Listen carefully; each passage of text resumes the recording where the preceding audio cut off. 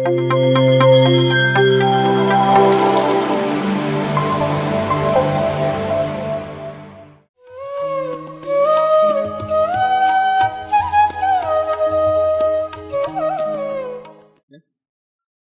ನಮಸ್ಕಾರ. ನನ್ನ ಹೆಸರು ಪ್ರಶಾಂತ್. ನಾನು ರಾಮನಗರದಲ್ಲಿ ಶಿಕ್ಷಕನಾಗಿ ನನ್ನ ಕರ್ತವ್ಯ ನಿರ್ವಹಿಸ್ತಾ ಇದ್ದೀನಿ. ಧ್ಯಾನದ ಬಗ್ಗೆ ನನ್ನ ಅನುಭವನ ಹಂಚ್ಕೊಳ್ಳೋಕೆ ಇಷ್ಟಪಡ್ತಾ ಇದ್ದೀನಿ ಇವತ್ತು. ಧ್ಯಾನ ಯಾಕೆ ಬೇಕು, ಮತ್ತು ಹೇಗೆ ಮಾಡಬೇಕು, ಮತ್ತು ಯಾವಾಗ ಮಾಡಬೇಕು, ಈ ಕುತೂಹಲಭರಿತ ಪ್ರಶ್ನೆಗಳು ಸಹಜವಾಗಿ ನಮ್ಮಲ್ಲಿ ಇದ್ದೇ ಇರ್ತವೆ. ಸೊ ಈ ಪ್ರಶ್ನೆಗಳು ನನ್ನಲ್ಲೂ ಸಹ ಇದ್ವು. ಧ್ಯಾನವನ್ನು ಹಲವಾರು ದಿನಗಳಿಂದ ಪ್ರತಿದಿನ ಒಂದು 5-10 ನಿಮಿಷಗಳ ಕಾಲ ಮಾಡ್ತಾ ಇದ್ದೆ. ಆದರೆ ಅದನ್ನು ಹೆಚ್ಚು ಪರಿಣಾಮಕಾರಿಯಾಗಿ ಬಳಸ್ಕೊಳ್ಳೋಕೆ ಸಾಧ್ಯ ಆಗ್ತಾ ಇರಲಿಲ್ಲ. ಹೀಗೆ ಪ್ರತಿದಿನ ನಾನು ಕಂಟಿನ್ಯೂ ಮಾಡ್ಕೊಂಡು ಬರ್ತಾ ಇದ್ದೆ ಧ್ಯಾನವನ್ನು. ಹೀಗೆ ಕಳೆದ ಕೆಲವು ತಿಂಗಳಿಂದ ಇದ್ದಕ್ಕಿದ್ದಂಗೆ ಹಠಾತ್ತಾಗಿ ಹಲವಾರು ಸಮಸ್ಯೆಗಳು ಬಂದ್ಬಿಟ್ಟುವಾಗ ಎಷ್ಟು ಮಟ್ಟಿಗೆ ಬಂದ್ಬಿಟ್ಟು ಅಂದರೆ ಇವನ್ ನನ್ನನ್ನು ಸಹ ಡಿಪ್ರೆಷನ್ಗೆ ಒಳಪಡಿಸ್ಬಿಟ್ವು. ಬಿ ಪಿಯಲ್ಲಿ ಫ್ಲಕ್ಚುಯೇಷನ್ ಆಯಿತು, ಆರೋಗ್ಯದಲ್ಲಿ ವ್ಯತ್ಯಾಸ ಆಯಿತು, ಇವನ್ ಡಿಪ್ರೆಷನ್ ಹೋಗೋ ಅಂಥ ಪರಿಸ್ಥಿತಿ ಬಂದ್ಬಿಡ್ತಾಗ. ಅಂಥ ಪರಿಸ್ಥಿತಿಯಿಂದ ಹೊರಡೆ ಹೇಗಪ್ಪ ಬರೋದು ಅಂತ ಒಂದು ಆಲೋಚನೆಯನ್ನು ಮಾಡ್ತಾ ಇದ್ದಾಗ ನನಗೆ ಪರಿಹಾರ ಸಿಕ್ಕಿದ್ದೆ ಈ ಧ್ಯಾನದ ರೂಪದಲ್ಲಿ. ನಾನು ಇಲ್ಲಿ ನಮ್ಮ ಈ ರಾಮನಗರದ ಪಿರಮಿಡ್ ಧ್ಯಾನ ಕೇಂದ್ರಕ್ಕೆ ಬಂದು ಈ ರಾಮನಗರ ಪಿರಮಿಡ್ ಧ್ಯಾನ ಕೇಂದ್ರದ ಸಂಸ್ಥಾಪಕರಾಗಿರ್ತಕ್ಕಂಥ ಕೃಷ್ಣಪ್ಪ ಗುರೂಜಿಯವ್ರನ್ನ ಭೇಟಿಯ ಸಂದರ್ಭದಲ್ಲಿ ಅವರು ಧ್ಯಾನವನ್ನು ಅದರಿಂದ ಹೆಚ್ಚು ಉಪಯೋಗ ಪಡ್ಕೊಳ್ಳಿಕ್ಕೆ ಯಾವ ರೀತಿಯಾಗಿ ಚೆನ್ನಾಗಿ ಪರಿಣಾಮಕಾರಿಯಾಗಿ ಮಾಡಬೇಕು ಅಂತಕ್ಕಂಥ ವಿಧಾನಗಳನ್ನು ಹೇಳ್ಕೊಟ್ರು. ಅವ್ರು ಹೇಳ್ಕೊಟ್ಟಂಥ ವಿಧಾನಗಳನ್ನು ಚಾಚೂ ತಪ್ಪದೆ ಪಾಲಿಸ್ತಾ ಬಂದೆ. ನನಗೂ ಅದು ತುಂಬ ಸಂತೋಷ ಆಗಿದ್ದೇನೆಂದರೆ ಆ ವಿಧಾನಗಳನ್ನು ಕಟ್ಟುನಿಟ್ಟಾಗಿ ಪಾಲಿಸಿದ್ರಿಂದ ಆದಷ್ಟು ಬೇಗನೆ ಡಿಪ್ರೆಷನ್ ಅಂತಕ್ಕಂಥದ್ದು ಏನಿತ್ತಲ್ಲ ಅದರಿಂದ ಹೊರಡೆ ಬರಲಿಕ್ಕೆ ಸಾಧ್ಯ ಆಯಿತು. ಆ ಇರ್ತಕ್ಕಂಥ ಎಲ್ಲ ಸಮಸ್ಯೆಗಳನ್ನು ಮೆಟ್ಟಿ ನಿಲ್ಲುವಂಥ ಶಕ್ತಿ ಕೊಡ್ತು ನನಗೆ ಈ ಧ್ಯಾನ. ಹಾಗಾಗಿ ನಲ್ಲಿದ್ದಂಥ ಆತಂಕ ಎಲ್ಲ ದೂರ ಆಯಿತು. ಏನು ಬಿ ಪಿ ಅಷ್ಟೊಂದು ಫ್ಲಕ್ಚುಯೇಷನ್ ಆಗ್ತಿದ್ದು ಎಲ್ಲ ನಾರ್ಮಲ್ ಸ್ಥಿತಿಗೆ ಬಂತು. ಆರೋಗ್ಯದಲ್ಲಿ ಎಷ್ಟೆಲ್ಲ ವ್ಯತ್ಯಾಸ ಆಗಿತ್ತು ಎಲ್ಲ ಕಂಪ್ಲೀಟ್ ನಾರ್ಮಲ್ಗೆ ಬಂತು. ಅದರಿಂದಾಗಿ ನನಗೂ ಸಹ ತುಂಬ ಸಂತೋಷ ಆಯಿತು. ಹಾಗಾದರೆ ಧ್ಯಾನದಿಂದ ಏನೆಲ್ಲ ಲಾಭಗಳು ಪಡಿಬೋದು ನಾವಾಗಾರೆ ಅಂತಕ್ಕಂಥದ್ದನ್ನು ಒಂದು ಸ್ವಲ್ಪ ಸೂಕ್ಷ್ಮವಾಗಿ ಅವಲೋಕನ ಮಾಡಿದಾಗ ಧ್ಯಾನದಿಂದ ನಾವು ದೈಹಿಕವಾಗಿ ಲಾಭಗಳನ್ನು ಪಡಿಬೋದು, ಮಾನಸಿಕವಾಗಿ ಲಾಭಗಳನ್ನು ಪಡಿಬೋದು, ಬೌದ್ಧಿಕವಾಗಿ ಲಾಭಗಳನ್ನು ಪಡಿಬೋದು. ಇದರ ಜೊತೆ ಆಧ್ಯಾತ್ಮಿಕವಾಗಿಯೂ ಸಹ ಲಾಭಗಳನ್ನು ಪಡಿತಾ ಹೋಗ್ಬೋದು. ಮುಖ್ಯವಾಗಿ 4 ರೀತಿಯ ಲಾಭಗಳನ್ನು ನಾವು ಕಾಣ್ತಾ ಹೋಗ್ಬೋದು. ದೈಹಿಕವಾಗಿ ಲಾಭಗಳು ನಮ್ಗೆ ಎಷ್ಟೋ ಸರಿ ಆರೋಗ್ಯದಲ್ಲಿ ವ್ಯತ್ಯಾಸ ಆಗೋಗಿರುತ್ತೆ. ಅದಕ್ಕೆ ಸಾಕಷ್ಟು ಕಾರಣಗಳಿರ್ತವೆ. ನಾವು ಅತ್ಯಂತ ಸರಳವಾಗಿ ನಾವು ಒಂದು ಸ್ವಲ್ಪ ದೈಹಿಕವಾಗಿ ಬಂದಿರತಕ್ಕಂಥ ಕೆಲವೊಂದು ಆ ರೋಗ ರುಜಿನಗಳಿಗಾಗಿರ್ಬೋದು ಅಥವಾ ಅನಾರೋಗ್ಯಕ್ಕೆ ಧ್ಯಾನದ ಮೂಲಕ ಪರಿಹಾರವನ್ನು ಕಂಡುಕೊಳ್ಬೋದು. ಈ ಉದಾಹರಣೆಗೆ ಎಷ್ಟೋ ಸಾಕಷ್ಟು ಸರಿ ಬೆನ್ನೋವು ಕಾಣಿಸ್ಕೊಂಡಾಗ ನಾನು ಬಂದಿಲ್ಲಿ ಅಷ್ಟೇ ಶ್ರದ್ಧೆಯಿಂದ ಧ್ಯಾನ ಮಾಡಿದ್ದೇನೆ.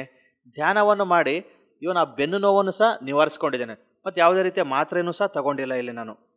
ಹಾಗೆಯೇ ನನಗೆ ಗೊತ್ತಿರ್ತಕ್ಕಂಥ ಪರಿಚಯಸ್ಥರು ಸಹ ಈ ಸಲಹೆಯನ್ನು ಕೊಟ್ಟಿದ್ದೇನೆ. ಅವರು ಸಹ ಈ ಸಲಹೆಯನ್ನು ಪಾಲಿಸಿ ಅವರು ಸಹ ಆ ಒಂದು ನೋವಿನಿಂದ ವಿಮುಖರಾಗಿ ಆ ಸಂತೋಷವನ್ನು ಹಂಚ್ಕೊಂಡಿದ್ದಾರೆ. ಧ್ಯಾನವನ್ನು ಮಾಡೋದ್ರಿಂದ ನಾವು ಸಹ ಈ ಥರ ಗುಣಮುಖರಾಗಿದ್ದೀವಿ ಅಂತಕ್ಕಂಥ ಸಂತೋಷವನ್ನು ಸಹ ಹಂಚ್ಕೊಂಡಿದ್ದಾರೆ. ವಿಶೇಷವಾಗಿ ಇಲ್ಲಿ ಈ ಪಿರಮಿಡ್ ಧ್ಯಾನ ಕೇಂದ್ರಕ್ಕೆ ಬಂದಾಗ ನನಗೆ ಇನ್ನೊಂದು ವಿಶೇಷವಾದ ಅನುಭವ ಆಗಿದೆ. ನನಗೆ ಏನಂದರೆ ನಾನು ಇಲ್ಲೂ ಸಹ ಧ್ಯಾನವನ್ನು ಮಾಡ್ತಾ ಇದ್ದೇನೆ ಮತ್ತು ಮನೆಯಲ್ಲೂ ಧ್ಯಾನವನ್ನು ಮಾಡಿದ್ದೇನೆ. ಎರಡೂ ಕಡೆ ಒಂದು ಧ್ಯಾನವನ್ನು ಮಾಡೋದನ್ನು ಅವಲೋಕನ ಮಾಡಿದಾಗ ನನಗೆ ಈ ಧ್ಯಾನ ಮಂದಿರದಲ್ಲಿ ಧ್ಯಾನ ಮಾಡಿದಾಗ ಮನಸ್ಸಿಗೆ ಒಂಥರ ಉಲ್ಲಾಸ, ಉತ್ಸಾಹ, ಒಂಥರ ಎನರ್ಜಿ ಬಂದಿರತಕ್ಕಂಥದ್ದನ್ನ ಫೀಲ್ ಆಗಿದ್ದೀನಿ ನಾನು. ಸ್ವಲ್ಪ ಏನು ಅಷ್ಟೊಂದು ವ್ಯತ್ಯಾಸ ಇದೆಯಲ್ಲ ಅಂತಕ್ಕಂಥದ್ದನ್ನು ಮತ್ತಷ್ಟು ಸೂಕ್ಷ್ಮ ಗಮನಿಸಿದಾಗ ನನಗೆ ಒಂದು ವಿಚಾರ ತುಂಬ ಸ್ಪಷ್ಟವಾಗಿ ಗೊತ್ತಾಯಿತು. ಇಲ್ಲಿ ಪಿರಮಿಡ್ ನಿರ್ಮಾಣ ಇಲ್ಲೊಂದು ಭಾಳ ಪ್ರಮುಖವಾಗಿರ್ತಕ್ಕಂಥ ಪಾತ್ರ ವಹಿಸ್ತಾ ಇದೆ ಅಂತ. ಹೌದು, ನನಗೆ ಒಂದು ವೈಜ್ಞಾನಿಕವಾಗಿರ್ತಕ್ಕಂಥ ವಿಚಾರ ಪರಿಚಯ ಆಯಿತು. ಸೊ ಸಹಜವಾಗಿರ್ತಕ್ಕಂಥ ಬೇರೆ ಕಡೆ ನಾವು 30 ನಿಮಿಷಗಳ ಕಾಲ ಏನು ಧ್ಯಾನ ಮಾಡ್ತೀವಲ್ಲ ಅಲ್ಲಿ ಸಿಗುವಂಥ ಎನರ್ಜಿ ಇಲ್ಲಿ ಕೇವಲ 10 ನಿಮಿಷದಲ್ಲಿ ಪಡಿತಾ ಹೋಗ್ತೀವಿ. ಅಂದರೆ ಸರಳವಾಗಿ ಹೇಳೋದಾದ್ರೆ ನಾವು ಬೇರೆ ಸ್ಥಳದಲ್ಲಿ ಮಾಡಿದಂತಹ ಒಂದು ಧ್ಯಾನದ ಶಕ್ತಿಯನ್ನು, ಧ್ಯಾನದ ಪರಿಣಾಮವನ್ನು ಅದಕ್ಕಿಂತಲೂ 3 ಪಟ್ಟು ಪಡಿತಾ ಹೋಗ್ಬೋದು ನಾವು ಪಿರಮಿಡಲ್ಲಿ ಧ್ಯಾನ ಮಾಡೋದ್ರ ಮೂಲಕ. ಇದನ್ನು ನಾನು ಸಹ ಸ್ವತಃ ಅನುಭವಕ್ಕೆ ಪಡ್ಕೊಂಡಿದ್ದೀನಿ. ಹಾಗಾಗಿ ನಾನು ಸಹ ಏನು ಮಾಡಿದ್ದೇನೆ, ಇಲ್ಲಿರ್ತಕ್ಕಂಥ ಒಂದು ಪಿರಮಿಡ್ ಧ್ಯಾನ ಕೇಂದ್ರಕ್ಕೆ ಬಂದು ಪಿರಮಿಡಲ್ಲೇ ಪ್ರತಿದಿನ ಧ್ಯಾನವನ್ನು ಮಾಡ್ತಾ ಇದ್ದೀನಿ. ಮತ್ತು ಇಲ್ಲಿ ಕೃಷ್ಣಪ್ಪ ಗುರೂಜಿಗಳು ಮತ್ತೊಂದು ವಿಚಾರವನ್ನು ನಾನು ಗಮನ ತಗೊಂಬಂದರು. ಏನದು ಅಂದರೆ, ಈ ಧ್ಯಾನವನ್ನು ಅತ್ಯಂತ ಹೆಚ್ಚು ಲಾಭ ಪಡ್ಕೊಳ್ಬೇಕು, ಈ ಧ್ಯಾನದಿಂದ ಅತ್ಯಂತ ಹೆಚ್ಚು ಪರಿಣಾಮಕಾರಿಯಾಗಿದ್ದರಿಂದ ನಾವು ಉಪಯೋಗ ಪಡ್ಕೊಳ್ಬೇಕು ಅಂದರೆ ಸತತವಾಗಿ 40 ದಿನಗಳ ಕಾಲ ಧ್ಯಾನವನ್ನು ಮಾಡಿ ಅಂತ ಸಲಹೆಯನ್ನು ಕೊಟ್ಟರು. ಅದಕ್ಕಿಂತ ಮೊದಲು ಕೆಲವು ಸಾರಿ ಮಾಡ್ತಾ ಇದ್ದೆ, ಬಟ್ ಮಧ್ಯೆ ಬ್ರೇಕ್ ಆಗ್ತಾ ಇತ್ತು. ಒಂದು 2 ಸಲ 3 ಸಲ ಮಾಡ್ತಿದ್ದೆ, ಮತ್ತೇನೋ ಅನಿವಾರ್ಯ ಕಾಲ ಒಂದು 2 ಸಲ ಬ್ರೇಕ್ ಆಗೋದು, ಮತ್ತೆ ಕಂಟಿನ್ಯೂ ಮಾಡೋದು, ಹೀಗೆ ನಡೀತಾ ಇತ್ತು. ಕಂಟಿನ್ಯೂ ಆಗೋದು, ಬ್ರೇಕ್ ಆಗೋದು, ಕಂಟಿನ್ಯೂ ಆಗೋದು, ಬ್ರೇಕ್ ಆಗೋದು ನಡೀತಾ ಇತ್ತು. ಬಟ್ ಗುರುಜಿಗಳು ಇದರಿಂದ ಲಾಭ ಪಡ್ಕೊಳ್ಬೇಕಾದ್ರೆ ಇದನ್ನು ಮಾಡಿ ಅಂತ ಸಲಹೆ ಕೊಟ್ಟರು. 40 ದಿನಗಳ ಸತತವಾಗಿ ಧ್ಯಾನ ಮಾಡಿ ಅಂತ. ಅವ್ರು ಕೊಟ್ಟಂಥ ಸಲಹೆಯನ್ನು ಗಂಭೀರವಾಗಿ ಪರಿಗಣಿಸಿದೆ ನಾನು. ಹಾಗೆಯೇ ಸತತವಾಗಿ 40 ದಿನಗಳ ಕಾಲ ಧ್ಯಾನವನ್ನು ಮಾಡಿದೆ. ನಿಜವಾಗ್ಲೂ ಅದೊಂದು ಅದ್ಭುತವಾಗಿರ್ತಕ್ಕಂಥ ಅನುಭವ ಅದು. ಏನು ಇಷ್ಟು ದಿನಗಳ ಕಾಲ ಮಾಡಿದ ಧ್ಯಾನ ಒಂದು ಕಡೆಗಾದರೆ, ಈ 40 ದಿನಗಳ ಕಾಲ ಮಾಡಿದಂಥ ಧ್ಯಾನದ ಅನುಭವ ಮತ್ತೊಂದು ಕಡೆ ನಿಲ್ಲುತ್ತೆ ನನಗದು. ಭಾಳ ಅದ್ಭುತವಾಗಿರ್ತಕ್ಕಂಥ ಏನೋ ಒಂದು ಹೊಸ ಚೈತನ್ಯ ಪಡ್ಕೊಂಡಂಥ ಒಂದು ಅನುಭವ ಸಿಕ್ತು ನನಗದು, ಸತತವಾಗಿ 40 ದಿನಗಳ ಕಾಲ ಧ್ಯಾನ ಮಾಡಿದ್ರಿಂದಾಗಿ. ಹಾಗಾಗಿ ನಾನು ಸಹ ನಿಮ್ಗೆ ಸಲಹೆ ನೀಡ್ತಾ ಇದ್ದೀನಿ, ಖಂಡಿತ ನೀವು ಸಹ 40 ದಿನಗಳ ಕಾಲ ಸತತವಾಗಿ ಧ್ಯಾನ ಮಾಡಿದ್ದೇ ಆದರೆ ಅದ್ಭುತವಾಗಿರ್ತಕ್ಕಂಥ ಲಾಭಗಳನ್ನು ನೀವು ಸಹ ಪಡಿತಾ ಹೋಗ್ಬೋದು. ನಿಮ್ಮಲ್ಲಿ ನೀವು ಬದಲಾವಣೆನ ಗಮನಿಸ್ತಾ ಹೋಗ್ತೀರಾ. ನಿಮ್ಮಲ್ಲಿರ್ತಕ್ಕಂಥ ಎನರ್ಜಿ ಲೆವೆಲಲ್ಲಿ ಉಂಟಾಗುವಂಥ ಬದಲಾವಣೆಗಳನ್ನು ಭಾಳ ಸೂಕ್ಷ್ಮ ನೀವು ಸಹ ಗಮನಿಸ್ತಾ ಹೋಗ್ಬೋದು ಅಲ್ಲಿ. ಇನ್ನು ಮತ್ತೊಂದು ಮುಖ್ಯವಾಗಿರ್ತಕ್ಕಂಥ ವಿಚಾರ ಅಂದರೆ, ಹಾಗಾದರೆ ಧ್ಯಾನದಿಂದ ಮತ್ತಷ್ಟು ಉಪಯೋಗ ಪಡ್ಕೊಳ್ಬೇಕು, ಮತ್ತಷ್ಟು ಲಾಭಗಳನ್ನು ಪಡ್ಕೊಳ್ಬೇಕು ಅಂದರೆ ಏನು ಮಾಡ್ಬೋದಾಗಾರೆ ಅಂದರೆ, ಪ್ರತಿದಿನವೂ ನಮ್ಮ ವಯಸ್ಸಿನಷ್ಟೇ ನಿಮಿಷಗಳ ಕಾಲ ಧ್ಯಾನವನ್ನು ಶ್ರದ್ಧೆಯಿಂದ ಮಾಡಬೇಕು. ನಾವಿಲ್ಲಿ ನಮ್ಮ ವಯಸ್ಸಿನಷ್ಟೇ ನಿಮಿಷಗಳ ಕಾಲ ಪ್ರತಿದಿನ ನಾವು ಶ್ರದ್ಧೆಯಿಂದ ಧ್ಯಾನ ಮಾಡಿದರೆ ಭಾಳ ಅದ್ಭುತವಾಗಿರ್ತಕ್ಕಂಥ ನಾವು ಫಲಿತಾಂಶವನ್ನು ಪಡಿತಾ ಹೋಗ್ಬೋದು. ಇಲ್ಲಿ ನಾನು ಆಗಲೇ ಹೇಳಿದೆ, ಮೊದಲು ಏನು ಮಾಡ್ತಿದ್ದೆ, 5 ರಿಂದ 10 ನಿಮಿಷಗಳ ಕಾಲ ಧ್ಯಾನವನ್ನು ಮಾಡ್ತಾ ಇದ್ದೆ ಅಂತ ಹೇಳಿದೆ. ಆಮೇಲೆ ಗುರುಜಿಗಳು ಈ ಒಂದು ಸಲಹೆಯನ್ನು ಕೊಟ್ಟಾಗ ಇದನ್ನು ಅಷ್ಟೇ ಪ್ರೀತಿಯಿಂದ ಸ್ವೀಕರಿಸಿದೆ ಈ ಸಲಹೆಯನ್ನು. ನನಗೆ 37 ವರ್ಷ.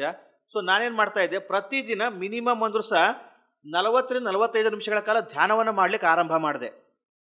5-10 ನಿಮಿಷ ಮಾಡಿ 15 ನಿಮಿಷ ಮಾಡಿ ನಿಲ್ಲಿಸ್ತಾ ಇದ್ದಂಥವನು ಇದರಿಂದ ಇಷ್ಟೊಂದು ಬೆನಿಫಿಟ್ಗಳಿದ್ದಾವೆ ಅಂತಕ್ಕಂಥದ್ದು ಗೊತ್ತಾದ ಮೇಲೆ ಅವ್ರು ಕೊಟ್ಟ ಸಲಹೆಗಳನ್ನು ಭಾಳ ಪ್ರೀತಿಯಿಂದ ಗಂಭೀರ ಸ್ವೀಕರಿಸಿ ಪ್ರತಿದಿನ 40-45 ನಿಮಿಷಗಳ ಕಾಲ ಧ್ಯಾನವನ್ನು ಮಾಡಲಿಕ್ಕೆ ಆರಂಭ ಮಾಡಿದೆ.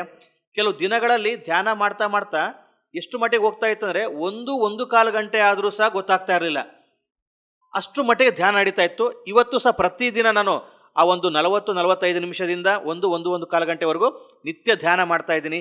ಸಾಕಷ್ಟು ಅದ್ಭುತವಾಗಿರ್ತಕ್ಕಂಥ ಅನುಭವಗಳನ್ನು ಸಹ ಪಡ್ಕೊಂಡೆ ಇದರಿಂದ ನಾನು ಸಹ.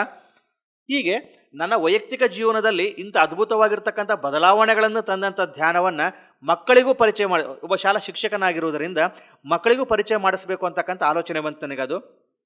ನಮ್ಮ ಶಾಲೆಯಲ್ಲಿರ್ತಕ್ಕಂಥ ಮಕ್ಕಳಿಗೂ ಸಹ ಈ ಧ್ಯಾನವನ್ನು ಪರಿಚಯ ಮಾಡಿದೆ ನಾನು.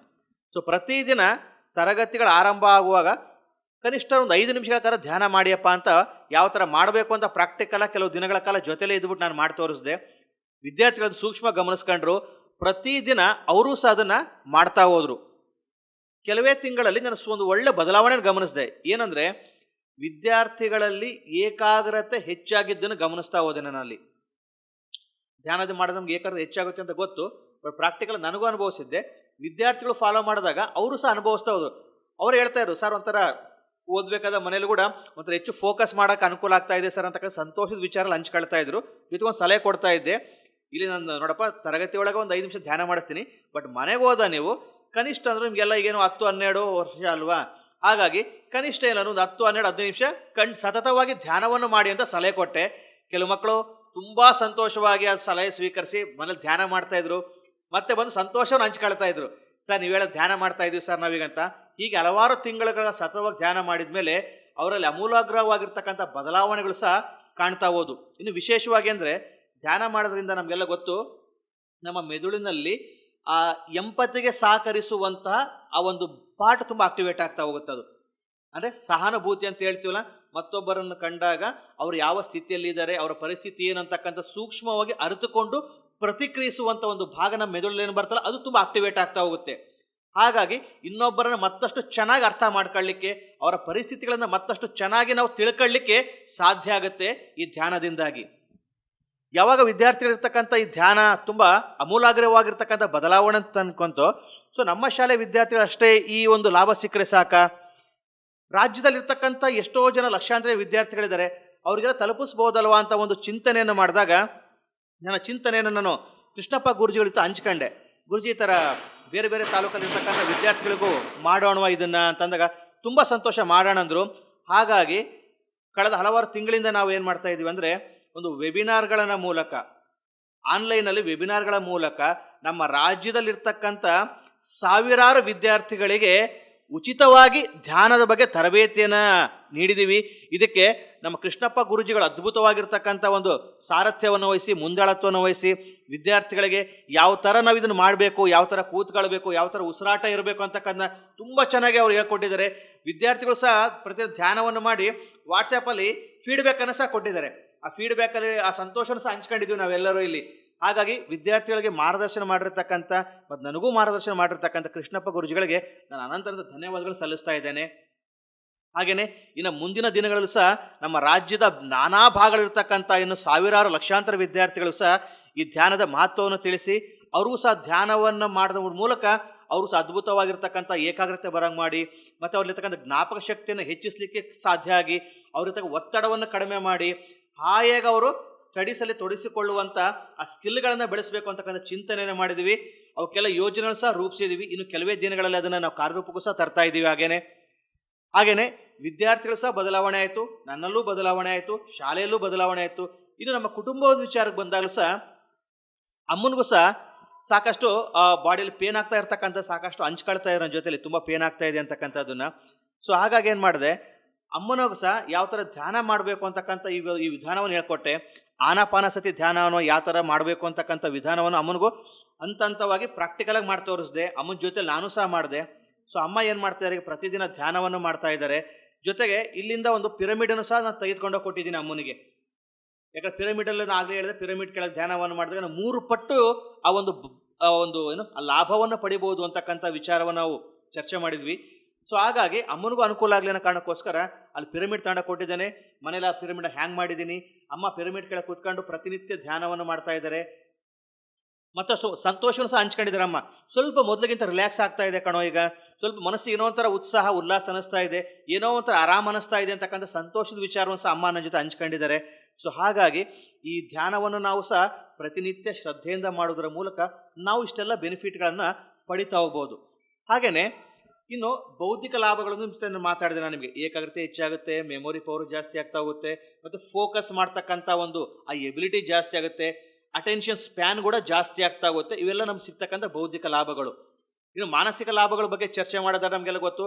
ಆತಂಕವನ್ನು ದೂರ ಮಾಡ್ತಾ ಹೋಗ್ಬೋದು, ಡಿಪ್ರೆಷನ್ ದೂರ ಮಾಡ್ತಾ ಹೋಗ್ಬೋದು, ಸ್ಟ್ರೆಸ್ಸನ್ನು ದೂರ ಮಾಡ್ತಾ ಹೋಗ್ಬೋದು, ಮತ್ತು ಮನಸ್ಸಿಗೆ ಸಂಬಂಧಪಟ್ಟಂಥ ಕೆಲವೊಂದು ಡಿಸಾರ್ಡರ್ಸ್ ಅಂತ ಏನು ಹೇಳ್ತೀವಲ್ಲ, ಅದನ್ನು ನಾವು ಧ್ಯಾನ ಮಾಡೋದ್ರ ಮೂಲಕ ಸಹ ಸ್ವಲ್ಪ ಮಟ್ಟಿಗೆ ದೂರ ಮಾಡ್ತಾ ಹೋಗ್ಬೋದು. ಆ ಡಿಸಾರ್ಡರ್ಸ್ಗಳನ್ನು ಸಹ, ಆ ಮಾನಸಿಕವಾಗಿರ್ತಕ್ಕ ವೇದನೆಗಳನ್ನು ಸಹ ನಾವು ದೂರ ಮಾಡ್ತಾ ಹೋಗ್ಬೋದು. ಹಾಗೆಯೇ ಧ್ಯಾನ ಮಾಡುವುದರಿಂದ ನಮ್ಮಲ್ಲಿ ಆಯಸ್ಸು ಕೂಡ ಹೆಚ್ಚಾಗುತ್ತೆ ಅಂತಕ್ಕಂಥದ್ದು ವೈಜ್ಞಾನಿಕವಾಗಿ ಸಾಬೀತಾಗಿರ್ತಕ್ಕಂಥ ಅಂಶ ಅದು. ಯಾಕಂದ್ರೆ ನಮ್ಮಲ್ಲಿ ಇರ್ತಕ್ಕಂಥ ಪ್ರತಿಯೊಂದು ಆ ಬಯೋಕೆಮಿಕಲ್ ಫ್ಯಾಕ್ಟರ್ಸ್ ಏನಿದಾವಲ್ಲ, ಸಕಾಲದಲ್ಲಿ ಎಷ್ಟು ಬೇಕೋ ಅಷ್ಟು ಪ್ರಮಾಣದಲ್ಲಿ ರಿಲೀಸ್ ಆಗುವುದರ ಮೂಲಕ ನಮ್ಮ ದೇಹದಲ್ಲಿರ್ತಕ್ಕಂಥ ಚಟುವಟಿಕೆಗಳು ಬಹಳ ಅದ್ಭುತವಾಗಿ ನಡೆಯೋ ರೀತಿಯಲ್ಲಿ ನೋಡ್ಕೊಳ್ಳುತ್ತೆ ಧ್ಯಾನ ಅದು. ಹಾಗಾಗಿ ಎಲ್ಲ ಚಟುವಟಿಕೆಗಳು ಆ ಒಂದು ಸಕಾಲದಲ್ಲಿ ಸರಿಯಾದ ಪ್ರಮಾಣದಲ್ಲಿ ನಡೆಯೋದ್ರಿಂದ ಏನಾಗ್ತಾ ಹೋಗುತ್ತೆ, ನಾವು ಮತ್ತಷ್ಟು ಆರೋಗ್ಯವಂತರಾಗಿತ್ಕೊಂಡು ಮತ್ತಷ್ಟು ಹೆಚ್ಚಿನ ಕಾಲ ಆಯುಸ್ಸನ್ನು ನಾವು ಪಡ್ಕೊಳ್ಳಿಕ್ಕೆ ನಮಗೆ ಸಾಧ್ಯ ಆಗ್ತಾ ಹೋಗುತ್ತೆ ಧ್ಯಾನದಿಂದಾಗಿ. ಹಾಗೆಯೇ ನಮ್ಮಲ್ಲಿರ್ತಕ್ಕಂಥ ಮೆಮೊರಿ ಪವರ್ ಕೂಡ ಜಾಸ್ತಿ ಆಗುತ್ತೆ ಅಂತಕ್ಕಂಥ ವಿಚಾರವನ್ನು ಸಹ ಚರ್ಚೆ ಮಾಡಿದ್ದೀವಿ. ಈ ರೀತಿಯಾಗಿ ಧ್ಯಾನದಿಂದಾಗಿ ಹಲವಾರು ಲಾಭಗಳಿರ್ತಕ್ಕಂಥದ್ದನ್ನು ನಾವು ನೋಡ್ತಾ ಹೋಗ್ಬೋದು. ಇಷ್ಟೇ ಅಲ್ಲದೆ ಈಗ ವಿಶೇಷವಾಗಿ ಆ ಪಿರಮಿಡ್ಡಿಂದ ಆಗ್ತಕ್ಕಂಥ ಲಾಭಗಳನ್ನು ಸಹ ಸಾಕಷ್ಟು ಕಡೆ ಇದು ವೈಜ್ಞಾನಿಕವಾಗಿರ್ತಕ್ಕಂಥ ಒಂದು ಪುರಾವೆಗಳು ಸಿಕ್ಕಿರೋದ್ರಿಂದ, ಅದ್ಭುತವಾಗಿರ್ತಕ್ಕಂಥ ಫಲಿತಾಂಶ ಪಡಿಬೋದು ಅಂತಕ್ಕಂಥ ಮಾಹಿತಿ ಸಿಕ್ಕಿರೋದ್ರಿಂದ ಎಷ್ಟೋ ಕಡೆ ಮನೆಗಳನ್ನು ಪಿರಮಿಡ್ ಆಕಾರದ ರಚನೆ ಮಾಡಿರ್ತಕ್ಕಂಥದ್ದು ನೋಡ್ತಾ ಇದ್ದೀವಿ. ಆಫೀಸ್ಗಳನ್ನು ಪಿರಮಿಡ್ ಆಕಾರದಲ್ಲಿ ನೋಡಿರ್ತಕ್ಕಂಥದ್ದು ನೋಡ್ತಾ ಇದ್ದೀವಿ. ಅಷ್ಟೇ ಅಲ್ಲದೆ ಎಷ್ಟೋ ಗೋಶಾಲೆಗಳನ್ನು ಸಹ ಪಿರಮಿಡ್ ಆಕಾರದಲ್ಲಿ ರಚನೆಯನ್ನು ಮಾಡಿ ಅಲ್ಲಿರ್ತಕ್ಕಂಥ ಗೋಗಳು ಸಹ ಅದ್ಭುತವಾಗಿರ್ತಕ್ಕಂಥ ಒಂದು ಎನರ್ಜಿ ಸಿಗುವಂತೆ ಮಾಡ್ತಾ ಇದೆ ಈ ಪಿರಮಿಡ್ ಸಹ. ಈ ರೀತಿ ವೈಜ್ಞಾನಿಕ ಲಾಭ ಅಂತ ತಿಳ್ಕೊಂಡಿರ್ತಕ್ಕಂಥ ಸಾಕಷ್ಟು ಕಡೆ ನೋಡ್ತಾ ಇದ್ದೀವಿ. ಕೇವಲ ನಮ್ಮ ರಾಜ್ಯದಲ್ಲೂ ಅಷ್ಟೇ ಅಲ್ಲದೇ ಹೊರ ರಾಜ್ಯಗಳು ಸಹ, ನಮ್ಮ ಭಾರತ ದೇಶದಾದ್ಯಂತ ಹಲವಾರು ರಾಜ್ಯಗಳಲ್ಲಿ ಇವತ್ತು ಪಿರಮಿಡ್ಗಳು, ಸಾವಿರಾರು ಪಿರಮಿಡ್ಗಳು ರಚನೆ ಮಾಡಿರ್ತಕ್ಕಂಥ ನೋಡ್ತಾ ಹೋಗ್ಬೋದು. ಆ ಸಾವಿರಾರು ಪಿರಮಿಡಲ್ಲಿ ಲಕ್ಷಾಂತರ ಧ್ಯಾನಿಗಳು ಧ್ಯಾನ ಮಾಡ್ತಾ ಇರ್ತಕ್ಕಂಥದ್ದನ್ನು ನಾವು ನೋಡ್ತಾ ಇದ್ದೀವಿ. ಹಾಗಾಗಿ ಪ್ರೀತಿಯ ವೀಕ್ಷಕರೇ, ಪ್ರತಿಯೊಬ್ಬರೂ ಸಹ ಈ ಧ್ಯಾನವನ್ನು ಮಾಡ್ತಾ ಹೋಗೋಣ. ಆಮೇಲೆ ತುಂಬ ಕಷ್ಟದಾಯಕವಾಗಿರ್ತಕ್ಕಂಥದ್ದ ಇಲ್ಲ, ತುಂಬ ಸರಳವಾಗಿ ಪ್ರತಿಯೊಬ್ಬರೂ ಸಹ ಅನುಸರಿಸಬಹುದಾದಂಥ ವಿಧಾನ ಇದು ಆನಾಪಾನಸತಿ ಧ್ಯಾನ ಅಂತಕ್ಕಂಥದ್ದು. ತುಂಬ ನಮಗೆಲ್ಲ ವೈಜ್ಞಾನಿಕವಾಗಿ ಹೇಗೆ ಮಾಡಬೇಕು ಅನ್ನೋದು ಗೊತ್ತು ಆನಾಪಾನಸತಿ ಧ್ಯಾನವನ್ನು. ಮನೆಯಿರ್ತಕ್ಕಂಥ ಪ್ರತಿಯೊಬ್ಬರು ಸಹ ಯಾವುದೇ ಖರ್ಚು ಇಲ್ಲದ ರೀತಿಯಲ್ಲಿ ನಮ್ಮ ಆರೋಗ್ಯವನ್ನ ಕಾಪಾಡ್ಕೊಳ್ಳಿಕ್ಕೆ ಒಂದು ರಾಮಬಾಣ ಇದೆ ಅಂದ್ರೆ ಅದು ಆನಾಪಾನಸತಿ ಧ್ಯಾನ ಅಂತ ಹೇಳಿಕ್ಕೆ ಇಷ್ಟಪಡ್ತಾ ಇದ್ದೀನಿ ನಾನು ಸಹ. ಯಾಕಂದ್ರೆ ಇದನ್ನ ನಾವು ಮಾಡ್ಕೊಳ್ಳಿಕ್ಕೋಸ್ಕರ ಇನ್ನು ವಿಶೇಷವಾಗಿರ್ತಕ್ಕಂಥ ಒಂದು ಆಸನ, ಕಷ್ಟಕರವಾಗಿರ್ತಕ್ಕಂಥ ಆಸನವನ್ನ ಮಾಡಬೇಕು ಅಂತ ಏನಿಲ್ಲ. ಸುಖಕರವಾಗಿರ್ತಕ್ಕಂಥ ಆಸನದಲ್ಲೇ ಕೂತ್ಕೊಂಡು ಮಾಡ್ತೀವಿ, ಕೈಗಳನ್ನ ಲಾಕ್ ಮಾಡ್ತೀವಿ, ಚೇರ್ ಮೇಲೆ ಕೂತ್ರೆ ಕಾಲನ್ನ ಕ್ರಾಸ್ ಮಾಡ್ತೀವಿ, ನೆಲದ ಮೇಲೆ ಕೂತಿದ್ರೆ ಇಷ್ಟ ನಾವು ಚಕ್ಕಮಕ್ಕಳು ಹಾಕೊಂಡು ಸುಖದ ಒಂದು ಆಸನದಲ್ಲಿ ಕೂತ್ಕೊಂಡು ಆರಾಮಾಗಿ ನಮ್ಮ ಉಸಿರಾಟದ ಮೇಲೆ ಗಮನ ಹರಿಸ್ತಾ ಹಾಯಾಗಿ ಧ್ಯಾನವನ್ನ ಮಾಡ್ತೀವಿ. ಎಷ್ಟು ಸರಳವಾಗಿದೆ ಅಲ್ವಾ ಇದು ಧ್ಯಾನವನ್ನ. ಇವನ್ ಮಕ್ಕಳಿಗೂ ಮಾಡಿಸ್ಬೋದು, ಇವನ್ ವಯಸ್ಸಾಗಿರೋಗೂ ಮಾಡಿಸ್ಬೋದು. ಇಷ್ಟು ಎಲ್ಲರೂ ಸಹ ಮಾಡಬಹುದಾಗಿರ್ತಕ್ಕಂಥ ಧ್ಯಾನ ಆಗುತ್ತೆ ಇದು. ಇನ್ನು ಧ್ಯಾನ ಯಾಕೆ ಮಾಡಬೇಕು ಅನ್ನೋದು ಗೊತ್ತಾಯ್ತು, ಮತ್ತೆ ಹೇಗೆ ಮಾಡಬೇಕು ಅನ್ನೋದು ಗೊತ್ತಾಯ್ತು. ಮತ್ತೆ ಯಾವಾಗ ಮಾಡಬೇಕು ಅಂತಕ್ಕಂಥ ವಿಚಾರಕ್ಕೆ ಬಂದ್ರೆ ನಮಗೆಲ್ಲ ಗೊತ್ತು, ಬೆಳಿಗ್ಗೆ, ಮಧ್ಯಾಹ್ನ, ಸಂಜೆ, ರಾತ್ರಿ ನಮ್ಗೆ ಅನುಕೂಲವಾಗಿರ್ತಕ್ಕಂಥ ಸಮಯದಲ್ಲಿ ನಾವು ಈ ಧ್ಯಾನವನ್ನು ಮಾಡ್ಬೋದು. ಖಂಡಿತ ಲಾಭ ಸಿಗುತ್ತೆ. ಅದರಲ್ಲೂ ವಿಶೇಷವಾಗಿ ಏನು ಹೇಳ್ತೀವಿ, ಬೆಳಗಿನ ಜಾವ ಮತ್ತಷ್ಟು ಪ್ರಶಸ್ತ ಅಂತ ಹೇಳ್ತೀವಿ. ಬೆಳಗಿನ ಜಾವ ಅನುಕೂಲ ಆದರೆ ಬೆಳಗಿನ ಜಾವನೇ ಮಾಡಿಬಿಡ್ಬೋದು. ಇಲ್ಲ ಸ್ವಲ್ಪ ಬೆಳಗಿನ ಜಾವ ನಮಗೆ ಸಮಯ ಹೊಂದಾಣಿಕೆ ಆಗ್ತಾ ಇಲ್ಲ ಅಂದರೆ ನಮಗೆ ಅನುಕೂಲವಾಗಿರ್ತಕ್ಕಂಥ ಸಮಯದಲ್ಲಿ ನಾವು ಧ್ಯಾನವನ್ನು ಶ್ರದ್ಧೆಯಿಂದ ಮಾಡಿ ಆ ಧ್ಯಾನದಿಂದ ಸಿಗುವಂಥ ಎಲ್ಲ ಲಾಭಗಳನ್ನು ನಾವು ಪಡ್ಕೊಳ್ತಾ ಹೋಗ್ಬೋದು. ಇದು ಒಂದು ರೀತಿಯಲ್ಲಿ ನಮಗೆ ಚೈತನ್ಯವನ್ನು ನೀಡುವಂಥ ಒಂದು ಅದ್ಭುತವಾಗಿರುವಂಥ ಸಾಧನ ಇದು ನಮಗೆ ಧ್ಯಾನ. ಯಾಕಂದರೆ ನಮ್ಮ ಶರೀರಕ್ಕೆ ಸ್ನಾನ ಹೇಗೆ ಭಾಳ ಮುಖ್ಯನೋ ಹಾಗೆ ಮನಸ್ಸಿಗೆ ಧ್ಯಾನ ಅಂತಕ್ಕಂಥದ್ದು ಅಷ್ಟೇ ಮುಖ್ಯ ಆಗಿರುತ್ತೆ. ಹಾಗಾಗಿ ನಾವು ಪ್ರತಿನಿತ್ಯ ಧ್ಯಾನವನ್ನು ಮಾಡ್ತಾ ಹೋಗೋಣ. ಹಾಗಾಗಿ ಈ ಒಂದು ಧ್ಯಾನದ ವಿಚಾರಕ್ಕೆ ಸಂಬಂಧಪಟ್ಟಂತೆ ನಮ್ಮ ನಾಡಿನಾದ್ಯಂತ ಅಲ್ಲದೆ ನಮ್ಮ ರಾಜ್ಯದ ಬೇರೆ ಬೇರೆ ಭಾಗಗಳಲ್ಲೂ ಅಷ್ಟೇ ಅಲ್ಲದೆ ಬೇರೆ ಬೇರೆ ರಾಜ್ಯಗಳಲ್ಲೂ ಸಹ ಧ್ಯಾನದ ಬಗ್ಗೆ ವಿಶೇಷವಾಗಿರ್ತಕ್ಕಂಥ ಮಾಹಿತಿಯನ್ನು ನೀಡಿ ಜನರನ್ನ ಧ್ಯಾನಿಗಳನ್ನಾಗಿ ಹಾಗೂ ಆತ್ಮಜ್ಞಾನಿಗಳನ್ನಾಗಿ ಮಾಡಬೇಕು ಅಂತ ನಮ್ಮ ಬ್ರಹ್ಮರ್ಷಿ ಪಿತಾಮಹರಾಗಿರ್ತಕ್ಕಂಥ ಸುಭಾಷ್ ಪತ್ರಿಜಿ ಗುರುಗಳು ಬಹಳ ಅದ್ಭುತವಾಗಿರ್ತಕ್ಕಂಥ ಒಂದು ಪ್ರಯತ್ನವನ್ನು ಮಾಡ್ತಾ ಇದ್ದಾರೆ. ಸಾಕಷ್ಟು ತೊಡಗಿಸ್ಕೊಂಡಿದ್ದಾರೆ ಈ ವಿಚಾರದಲ್ಲಿ. ಹಾಗಾಗಿ ಎಲ್ಲರನ್ನು ಜ್ಞಾನಿಗಳನ್ನಾಗಿ ಮಾಡ್ತಾ ಇರ್ತಕ್ಕಂಥ ಅವರಿಗೆ ನಾನು ಹೃದಯಪೂರ್ವಕವಾಗಿರ್ತಕ್ಕಂಥ ಧನ್ಯವಾದಗಳನ್ನು ಸಲ್ಲಿಸ್ತಾ ಇದ್ದೇನೆ. ಹಾಗೇನೆ ನಮ್ಮ ರಾಮನಗರದ ಒಂದು ಪಿರಮಿಡ್ ಧ್ಯಾನ ಕೇಂದ್ರದಲ್ಲೂ ಸಹ ಇಂಥ ಅದ್ಭುತವಾಗಿರ್ತಕ್ಕಂಥ ಒಂದು ಧ್ಯಾನ ಮಂದಿರವನ್ನು ನಿರ್ಮಾಣ ಮಾಡಿ, ವಿಶೇಷವಾಗಿ ಅಲ್ಲಿ ಪಿರಮಿಡನ್ನು ಸಹ ನಿರ್ಮಾಣ ಮಾಡಿ ನಮ್ಮಂಥ ನೂರಾರು ಧ್ಯಾನಾಸಕ್ತರಿಗೆ ಮಾರ್ಗದರ್ಶನವನ್ನು ಮಾಡ್ತಾ ಧ್ಯಾನವನ್ನು ಹೇಗೆ ಮಾಡಬೇಕು ಅನ್ನೋ ವಿಚಾರವಾಗಿ ತಿಳಿಸ್ತಾ, ಧ್ಯಾನದ ಬಗ್ಗೆ ಎಲ್ಲರಿಗೂ ಅದರ ಮಹತ್ವವನ್ನು ತಿಳಿಸ್ತಾ ನಮ್ಮ ಎಲ್ಲರನ್ನೂ ಸಹ ಆತ್ಮಜ್ಞಾನಿಗಳನ್ನಾಗಿ ಮಾಡ್ತಾ ಇರತಕ್ಕಂಥ ಕೃಷ್ಣಪ್ಪ ಗುರುಜಿಗಳಿಗೂ ಸಹ ನಾನು ಅನಂತ ಧನ್ಯವಾದಗಳನ್ನು ಸಲ್ಲಿಸ್ತಾ ಇದ್ದೇನೆ. ಹಾಗೆಯೇ ಈ ಒಂದು ಕಾರ್ಯಕ್ರಮದಲ್ಲಿ ಒಂದು ಧ್ಯಾನದ ಬಗ್ಗೆ ನನ್ನ ಅನುಭವವನ್ನು ಹಂಚ್ಕೊಳ್ಳಿಕ್ಕೆ ಅವಕಾಶ ಮಾಡಿಕೊಟ್ಟಿದ್ದೀರಾ PMC ಕನ್ನಡ ಚಾನಲ್ನವರು, ನಿಮಗೂ ಸಹ ಅನಂತ ಧನ್ಯವಾದಗಳನ್ನು ಸಲ್ಲಿಸ್ತಾ ಇದ್ದೇನೆ. ಹಾಗೂ ಪ್ರೀತಿಯ ವೀಕ್ಷಕರೇ, ಕೊನೆಯದಾಗಿ ನಾವು ನೆಮ್ಮದಿಯ ಜೀವನಕ್ಕಾಗಿ, ಆರೋಗ್ಯಕರ ಜೀವನಕ್ಕಾಗಿ, ಸಂತೋಷಕರವಾದ ಜೀವನಕ್ಕಾಗಿ ನಾವೆಲ್ಲರೂ ಧ್ಯಾನವನ್ನು ಮಾಡೋಣ, ಆರೋಗ್ಯವಾಗಿರೋಣ, ಧ್ಯಾನಿಗಳಾಗೋಣ, ಜ್ಞಾನಿಗಳಾಗೋಣ. ಎಲ್ಲರಿಗೂ ಶುಭವಾಗಲಿ. ದಯವಿಟ್ಟು ಈ PMC ಕನ್ನಡ ಚಾನಲ್ಗೆ ನೀವು ಸಬ್ಸ್ಕ್ರೈಬ್ ಮಾಡಿ. ಇಲ್ಲಿರ್ತಕ್ಕಂಥ ಸಾಕಷ್ಟು ಅತ್ಯುತ್ತಮವಾಗಿರ್ತಕ್ಕಂಥ ವೀಡಿಯೋಗಳನ್ನೆಲ್ಲ ಅಪ್ಲೋಡ್ ಮಾಡಿದ್ದಾರೆ. ದಯವಿಟ್ಟು ಆ ವೀಡಿಯೋಗಳನ್ನೆಲ್ಲ ನೀವು ವಾಚ್ ಮಾಡಿ ಮತ್ತಷ್ಟು ವಿಚಾರವನ್ನು ತಿಳ್ಕೊಳ್ತಾ ಮತ್ತಷ್ಟು ಚಿಂತಕರಾಗಿ ಅಂತ ಹಾರೈಸ್ತಾ ವಿಡಿಯೋನೆಲ್ಲ ಇಲ್ಲಿರ್ತಕ್ಕಂಥ ವೀಡಿಯೋಗಳನ್ನೆಲ್ಲ ಲೈಕ್ ಮಾಡಿ, ಶೇರ್ ಮಾಡಿ ಮತ್ತು PMC ಕನ್ನಡ ಚಾನಲ್ಗೆ ಸಬ್ಸ್ಕ್ರೈಬ್ ಮಾಡಿ ಮತ್ತು ಅವ್ರನ್ನ ಹೆಚ್ಚು ಪ್ರೋತ್ಸಾಹಿಸೋಣ ನಾವೆಲ್ಲರೂ ಅಂತ ಆಶಿಸ್ತಾ ಮತ್ತೊಮ್ಮೆ ನಿಮ್ಮೆಲ್ಲರಿಗೂ ಒಳ್ಳೆಯದಾಗಲಿ ಅಂತ ಹಾರೈಸ್ತಾ ಧನ್ಯವಾದಗಳೊಂದಿಗೆ VS ಪ್ರಶಾಂತ್, ಶಿಕ್ಷಕರು, ರಾಮನಗರ. PMC ಕನ್ನಡ ಚಾನೆಲ್ ಅನ್ನು ಲೈಕ್ ಮಾಡಿ, ಶೇರ್ ಮಾಡಿ, ಸಬ್ಸ್ಕ್ರೈಬ್ ಮಾಡಿ ಮತ್ತು ಮಾಡಿಸಿ. ಎಲ್ಲರಿಗೂ ಧನ್ಯವಾದಗಳು.